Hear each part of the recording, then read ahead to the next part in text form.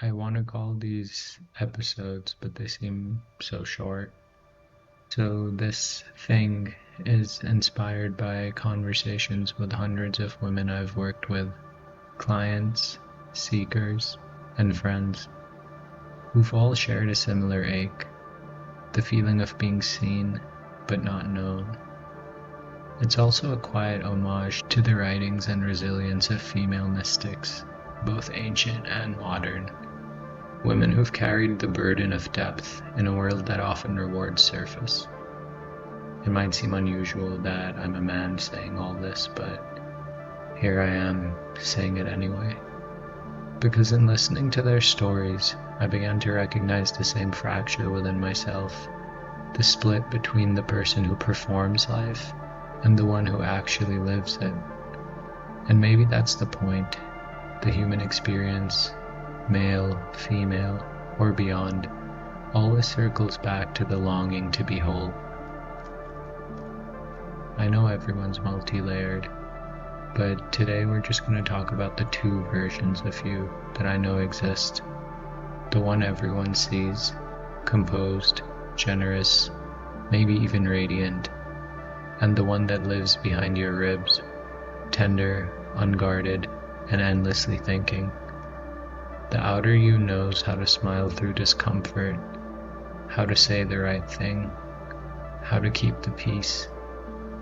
The inner you watches, aches, and says, "This isn't quite me." You don't fake it, not exactly. You just survive. You've learned that sometimes being wanted means being edited. It's weird saying edited, and being loved sometimes means being translated. You've watched people adore your light while flinching from your depth.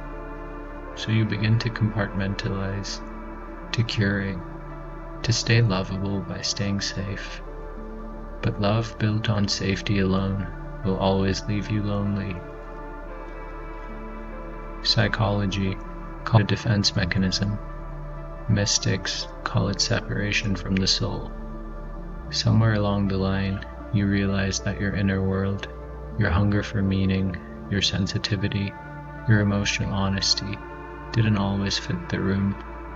So you tucked it away, and over time, the tucked away self became mythological. You can still feel her pulse under the surface, like a forgotten language that only your heart remembers. She's the one who feels everything too much. She's the one who dreams bigger than logic allows. She's the one who stays silent when everyone else is performing. And she's tired of being hidden. You hide because you've learned that love can be conditional.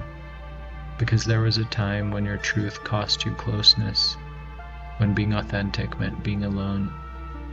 And so you began to self-regulate affection, offering only the parts of yourself that feel acceptable. But that's not real peace. That's a real performance. You don't fear love. You fear what happens when love sees all of you. There's this quiet kind of panic that maybe if someone met your mind in its wildness, your heart in its rawness, your body in its full emotional language, they'd retreat. You worry your honesty would be too heavy, your silence too strange, your tenderness too much. So you calibrate, you shrink, you apologize for your own intensity, forgetting that it's your intensity that makes you magnetic in the first place.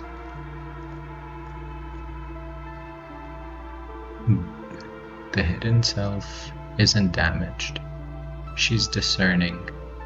She's seen what happens when your openness is mishandled. She's watched the world reward composure over authenticity. She's been told that strength means silence. But she's also the source of your genius, the artist, the lover, the mystic, the child. She's the part of you that doesn't just want love, she wants union. She wants to be seen in the places that don't make sense, the contradictions, the doubt, the private rituals of a human being. If you can sit with her, you'll find she isn't asking for a partner first.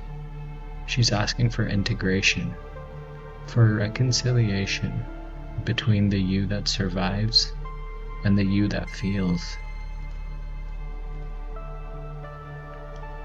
And integration isn't some kind of single moment of revelation. It's slow, sacred work.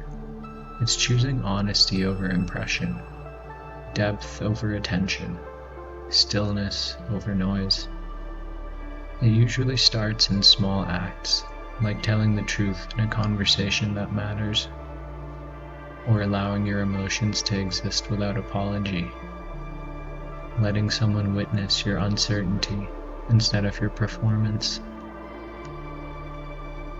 And slowly but surely, you begin to sense it merging, the outer self softening, the inner self emerging.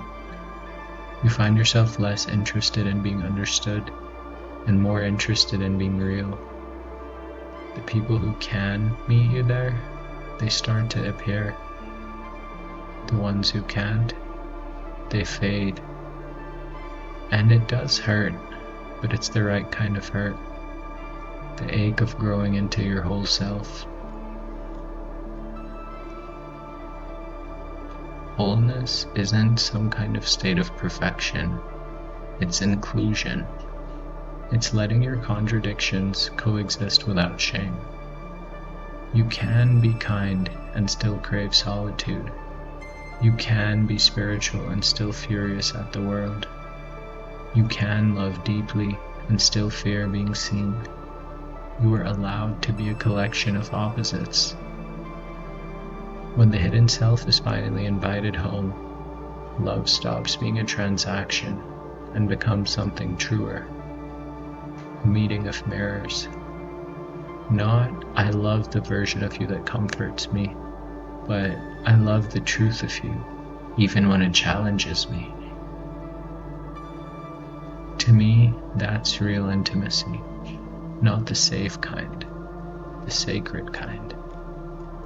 Maybe there never was a wrong version of you, only the parts that were waiting for permission to breathe.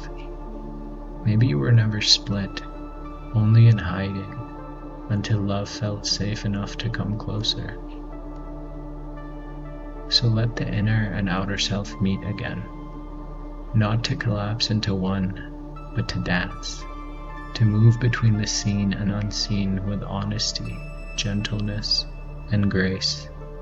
Because love, at its purest, was never meant to demand perfection. It only asks for truth. And truth, once spoken, doesn't divide you. It sets you free.